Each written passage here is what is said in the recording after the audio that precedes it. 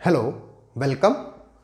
Now, our the next topic that is lens maker formula. अब हमारा जो next topic हम करने वाले हैं that is lens maker formula. Lens maker formula. अब समझे भाई होता क्या है एक्चुअल में कि लेंस मेकर फॉर्मूला से पहले बताने से पहले कुछ इसके टर्म्स के बारे में बताते हैं और कुछ इसके साइन कन्वेंशन होते हैं और अजम्पशंस हम अज्यूम करते हैं. तो लेंस मेकर फॉर्मूला कहता क्या है?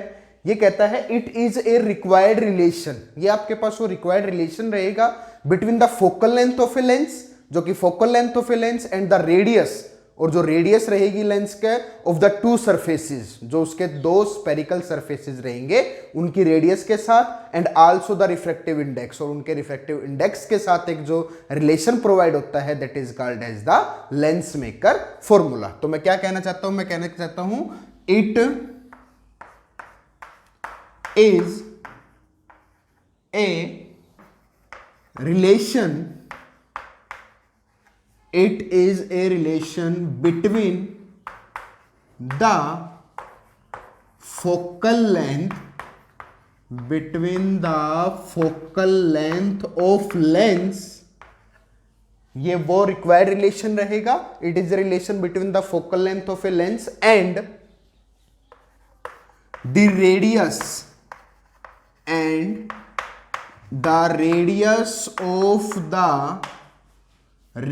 two refracting surfaces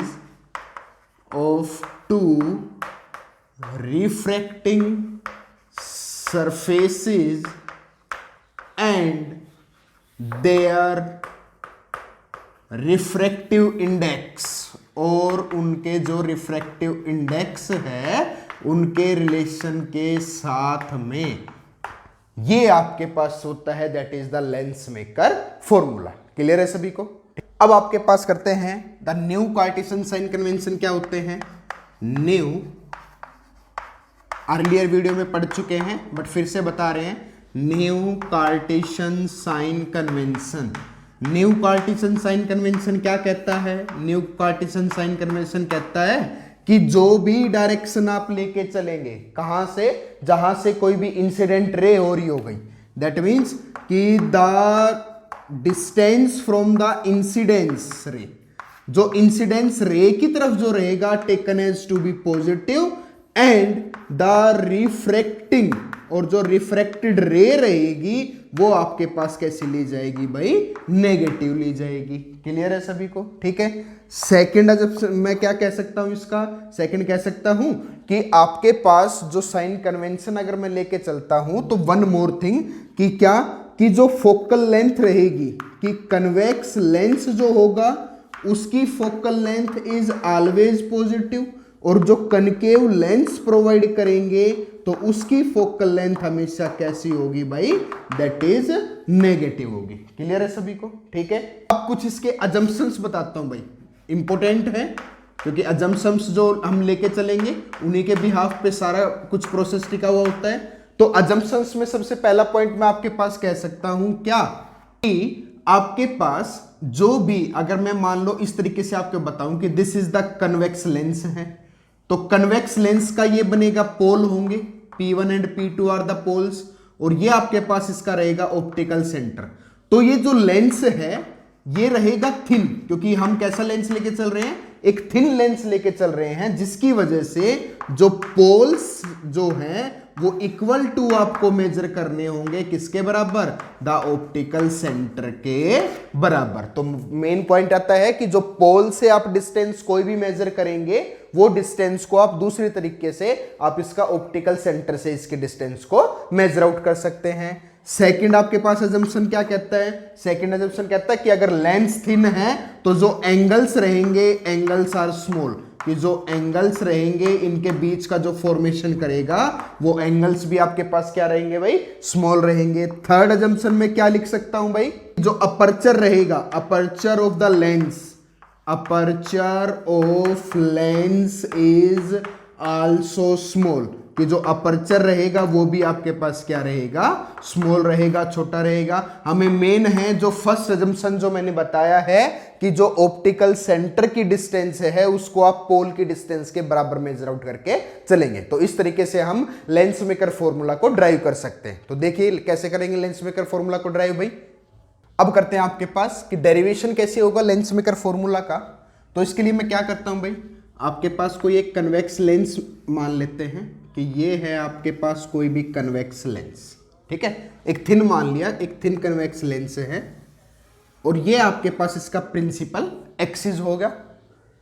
now this is the centre, ये आपके पास हमने अज्यूम किया है कि ये इसका सेंटर है, सी है, ऑफ रिफ्रैक्टिंग सरफेस आपके पास जो दिया है दैट इज एक्स वाई होगा।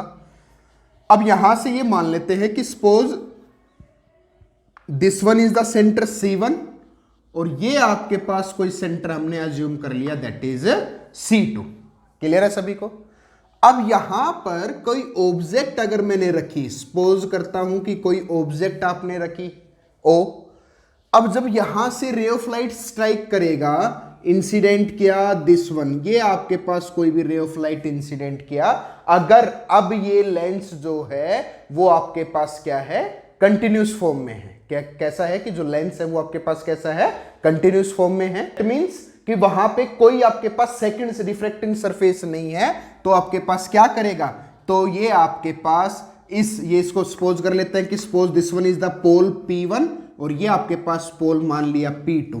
तो ये आपके पास XP2Y को रिफ्रैक्टिंग सरफेस मान के और आपके पास इस तरीके से एक इमेज फॉर्मेशन प्रोवाइड करेगा जिसको मैं नाम पुट कर देता हूं दैट इज, और ये आपके पास एक अपेरेंट बना रहा है तो आई डैश मैंने इसको नेमिंग कर दिया। क्लियर है। बट जैसे ही आपके पास अब दूसरे टर्म में क्या होगा कि अगर XP1Y को वो रिफ्रैक्टिंग सरफेस लेके चलेगा तो रिफ्रैक्ट होने के बाद अब वो कंटिन्यूस नहीं रहेगा। कंटिन्यूस ना होने की वजह से वो आपके पास एक एक्चुअल में रे ऑफ लाइट को प्रोड्यूस करेगा और वो रे ऑफ लाइट आपके पास इस तरीके से यहां पर मैच करेगी। ठीक है, तो ये आपके पास एक जो एक्चुअल में आपके पास इमेज बनाएगा दैट जो हमने मान लिया कि आपके पास वो इमेज फॉर्मेशन कर रहा है, क्या कर रहा है, आई इमेज और फॉर्मेशन कर रहा है। ठीक है, दैट वो आपके पास इमेज क्या, आई फॉर्मेशन यहां पे कर रहा है जो कि रियल होगी। क्लियर है। तो अब यहां पे मैंने देखा क्या कि जब रेयर से डेंसर की तरफ जा रहा था तो मैं यहां से लिख सकता हूं as the light incident, as the light incident from rarer to denser medium, कि जब आपके पास वो rarer to denser medium of refracting surface कि अगर वो आपके पास किसी रिफ्रैक्टिंग सरफेस से अगर इंसिडेंट होके लाइट जा रही है तो आपके पास क्या बनेगा, जब अब हमने अर्लियर वीडियोस में पढ़ा हुआ है क्या कि अगर आपके पास रेयर से डेंसर मीडियम में कोई भी रे ऑफ लाइट जा रही होती है तो हमने किया था कन्वेक्स जो कि रियल और वर्चुअल इमेज फॉर्मेशन करता है फ्रॉम द रिफ्रैक्टिंग सरफेसेस करता है ना। तो उस अर्लियर वीडियो में आप जाके देख सकते हैं। तो हमें एक रिलेशन मिला था, क्या रिलेशन मिला था, एक रिक्वायर्ड रिलेशन हमने मिला था क्या कि माइनस का U1 अपॉन में U प्लस में μ2 अपॉन में V इज इक्वल टू में μ2 माइनस में μ1 डिवाइडेड बाई R। आया था नहीं आया था, ये आप सीन कर सकते हैं इन द अर्लियर वीडियो में हमने कर रखा है। अब इसको रिफॉर्म करके मैं इस तरीके से लिख सकता हूं, कैसे लिख सकता हूं रिफॉर्म करके कि आप इसको लिख सकते हैं कि अब देखो ये ऑब्जेक्ट डिस्टेंस है तो यहां से यहां तक की डिस्टेंस को मान लिया ऑब्जेक्ट डिस्टेंस, ये आपके पास एक्चुअल में इमेज फॉर्मेशन कर रहा है तो ये मान लिया मैंने V, और ये आपके पास वो अपेरेंट इमेज बना रहा है तो ये मैंने मान लिया V1। बट जो रिफ्रैक्टिंग सरफेस था जो हमने किया था कन्वेक्स का, इस तरीके से जो कन्वेक्स का रिफ्रैक्टिंग सरफेस, तो ये वाली जो डिस्टेंस थी वो V थी, बट ये वाली डिस्टेंस अब यहां पे क्या है, V1 है। तो मैं इसको कैसे रिराइट कर सकता हूं, दैट इज माइनस का U1 बाई U प्लस में म्यू टू बाई V1। अब V की जगह में क्या वैल्यू पुट कर रहा हूं भाई, V1 इज इक्वल टू में mu to minus mu one upon में, और ये आपके पास वो रिफ्रैक्टिंग सरफेस मैंने मान लिया कि जब वो कंटिन्यूस था, that is X P to Y, तो ये R1। इस तरीके से ये आपके पास इक्वेशन नंबर फर्स्ट फॉर्मेशन कर गया। क्लियर है सभी को? ठीक है, इस तरीके से आपके पास इक्वेशन नंबर फर्स्ट हो गया। क्लियर है? Okay, note it down.